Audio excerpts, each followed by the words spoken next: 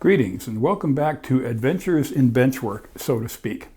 If you saw the first two parts of this little series, we were working on designing and building the helix, laying the track and working on the levels and all that. Well, we've made it. We've reached the top of the helix. This point is the highest point on the helix curves. It's about 58.5 inches off the floor.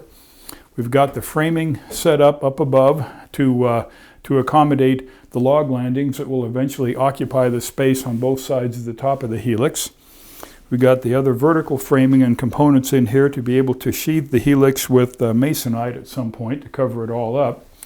And the sub-road bed here is heading off to begin the curve toward the second deck of the layout. We've got our curved switch here, getting ready for laying that part out.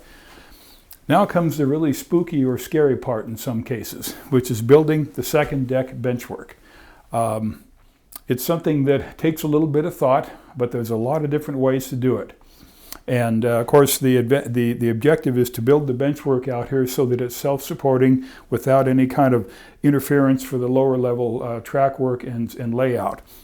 There's a lot of different ways to build the second deck framing and support it. Now, I happen to use a wooden shelf bracket that I'll show you in just a minute here. It works well. I've used it in previous layouts and it seems to hold up pretty well. Now, of course, the beginning of this planning is deciding how wide the layout's going to be, how wide the deck rather, how high and all that. Well, I've got all those things determined and all those things are pretty much up to you, but we'll go through the process now about installing, supporting, and lining up the top deck of the benchwork. This little sample piece shows you the basis for the double deck support on our layout. It's a plywood bracket. This is a sample made out of 1/2 inch plywood. The ones we're actually using on the layout are made out of 1/4 inch. And it includes a couple of 1x2 blocks here that are screwed and glued to the plywood. And those, of course, allow you to fasten it into the wall to the stud or some such.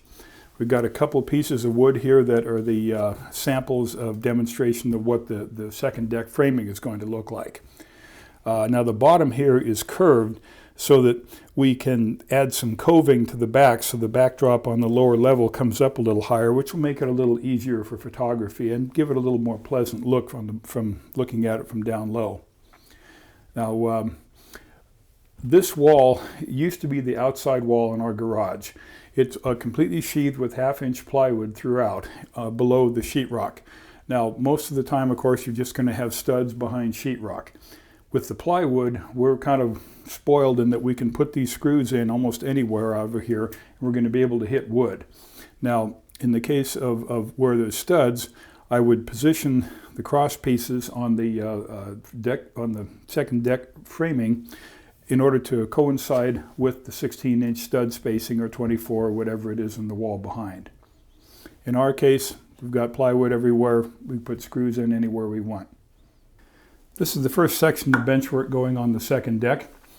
It's approximately 2 feet, 22 inches wide, 6 feet tall. I make it in 6-foot sections, kind of planning for the day in case we have to move the layout someday. We build it in 6-foot sections. I can take it out of the room and haul it away in 6-foot sections. And this is made out of inexpensive lumber, purchased from our local Home Depot, I believe.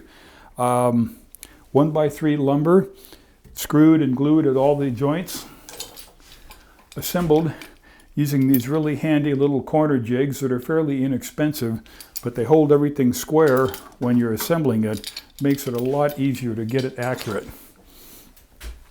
Now I'm going to be doing this work myself, so I need a couple little extra helping hands here and there. This piece of wood is just clamped onto one of the cross pieces at approximately the height that the unit will sit above the layout. So I can set it in place, clamp one end, the other end will be supported by this, and that just kind of makes it a little easier. Now this framing unit is square and straight. However, the wall is not. It's got a little bit of a bow out in the middle here, so what I'm going to have to do is a little bit of shimming on the back sides in order to be able to get this thing to mount securely and solid against the wall. This is the end of the benchwork. the top part that fastens directly to the helix framing. Now I want this to set about a ½ inch below the level of the helix framing, so I've got a scrap of ½ inch plywood, another little scrap screwed on here. So that'll hold that end at the right height while I'm mounting it and getting it fastened in place. Just one of those little aids that can help out when you're working by yourself. Ready to take that first brave second deck step.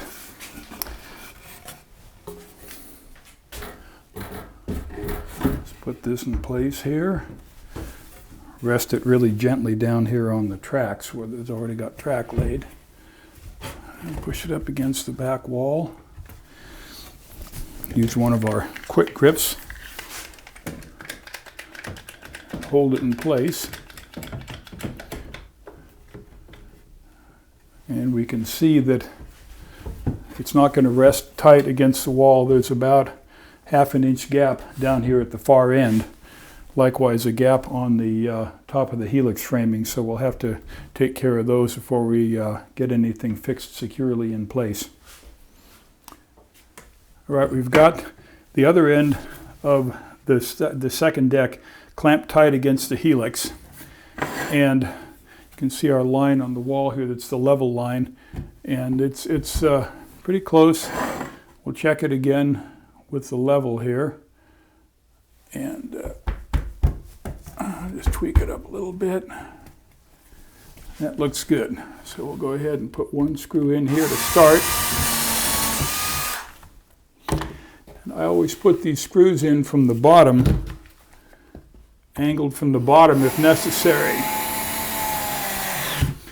because later on, when there's scenery and such on top, if you put the screw in from the top, you're going to have to be pulling that screw out kind of at an angle, and it's kind of hard to do sometimes. So, okay, another check with the level.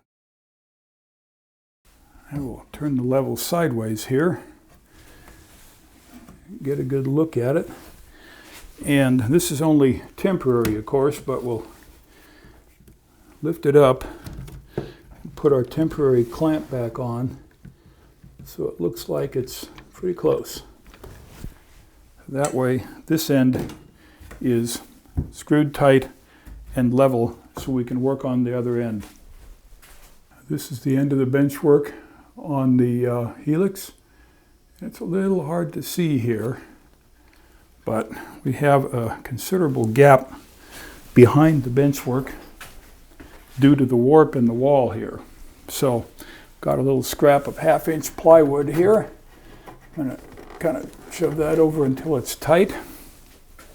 Top of the second deck is supposed to be just about ½ inch lower than the framing for the helix. So I'll loosen up my clamp and bring that up just a touch. Looks good now across here.